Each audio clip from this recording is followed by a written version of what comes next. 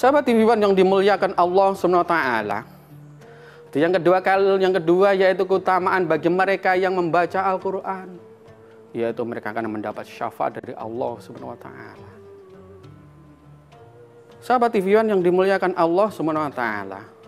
Kalau kita lihat fenomena yang sekarang ini, bangun tidur pasti melihat HP, mau tidur HP, mau makan HP, ketemu teman-teman HP, ke seluruh aktivitas HP dan sebagainya. Tapi belum tentu setiap kita di dalam hati kita, selagi kita lenggang, selagi kita dan sibuk, kita memegang yang namanya Al-Quran. Betapa banyak, berapa detik, berapa menit, berapa jam, berapa hari kita terlupakan dengan yang namanya HP, handphone. Tapi kita lengah. Mungkin tidak satu hari, mungkin seminggu, mungkin bahkan sebulan atau 1 tahun baru kita memegang yang namanya Al-Quran. Padahal keutamaan luar biasa.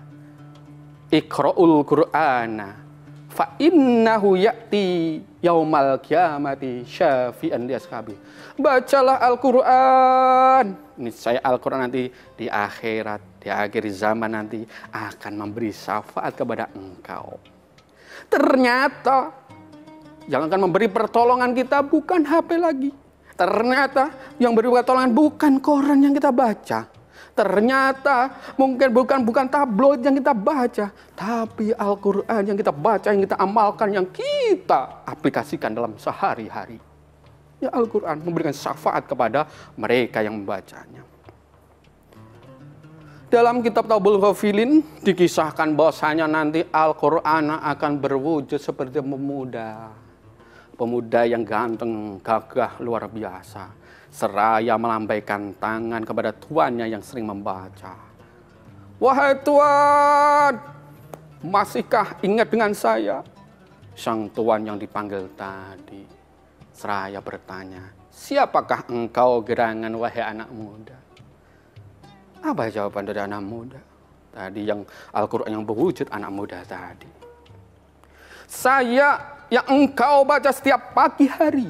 Saya yang engkau baca setiap siang hari. Saya yang engkau baca setiap sore hari. Saya yang engkau baca setiap malam. Sayalah Al-Quran. Diperintahkan oleh Allah SWT untuk memberi syafaat kepada engkau. Memberi pertolongan kepada engkau. Karena engkau ahli Al-Quran. Engkau tiap hari membaca kalimat-kalimat saya. Engkau tiap hari membaca kalimat-kalimat saya, mengkaji kalimat-kalimat saya, menggunakan amalan tiap hari, mengaplikasikan saya terhadap kehidupan sehari-hari. Inilah Al-Quran. Keutamaan Al-Quran yang akan memberi syafaat nanti di yaumil kiamah. Bukan HP kita, bukan tabloid kita, bukan juga koran yang kita baca. Sahabat TV One yang dimuliakan Allah Subhanahu wa taala. Berapa banyak lagi keutamaan-keutamaan yang lain. Yang ketiga, keutamaan yang ketiga mereka yang sering membaca Al-Quran, yaitu mereka akan diberi pahala setiap hurufnya 10 kebahagiaan, 10 keberkahan, 10 hasanah. Bukan satu kalimat, tapi satu kata. Alif, 1 huruf. Lam, 1 huruf. Mim, 1 huruf. Kita tahu berapa banyak huruf yang ada di Al-Quran. 30 juz, 144 surat. Bahkan dalam sumber yang lain dinyatakan bahwasanya Al-Quran ada 6.666 huruf. Kalau kita baca, kalau kita khatamkan, dikali dengan 10, berapa pahala yang mengalir kepada kita. Nikmatnya kita bersanding, bergelut, mengkaji Al-Quran. 1 huruf akan diberi 10 kebaikan. Bismillahirrahmanirrahim. Sudah kita hitung berapa huruf di dalam bismillah saja. Berapa kebaikan yang sudah kita terima. Sahabat TV One yang dimuliakan Allah Subhanahu wa taala, ini merupakan sangat luar biasa. Pahala-pahala ini nanti akan membawa kita sampai ke akhirat nanti. Bahkan ketika kita sedang sakaratul maut, itu pun seluruh pahala-pahala sudah ditayangkan atau sudah dikasih oleh Allah Subhanahu wa taala. Mata kita dibukakan. Ada suatu kisah sahabat Rasulullah SAW yang namanya Sa'ban. Sa'ban ini punya keanehan yang sangat luar biasa.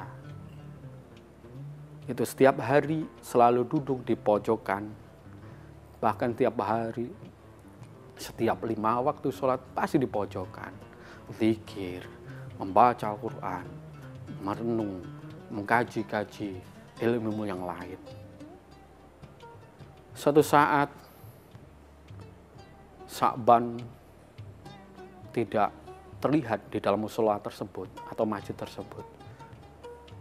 Karena saking terkenalnya keanehan Sa'ban yang selalu duduk di atas di pojokan kanan ini, Rasulullah bahkan sahabatnya sudah tahu betul, sudah hafal betul di mana Sa'ban akan duduk di tempat tersebut. Dan maka ketika dalam suatu hari di situ tidak Sa'ban, maka terlihat oleh semuanya. Rasulullah sadar kalau Sa'bannya belum datang, sahabat juga Sa'ban belum sadar. Maka Rasulullah SAW bertanya kepada sahabat, wahai para sahabatku, tahukah gerangan engkau Sa'ban di mana? Sahabat menjawab, kami tidak tahu ya Rasulullah. Kemudian kita tunggu sejenak, baru kita nanti sholat bersama-sama.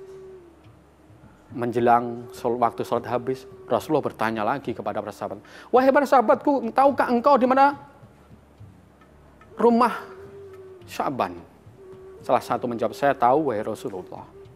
Kemudian Rasulullah bertanya, mari kita tunaikan sholat subuh. Kemudian setelah subuh ini kita berangkat ke rumah Sa'ban.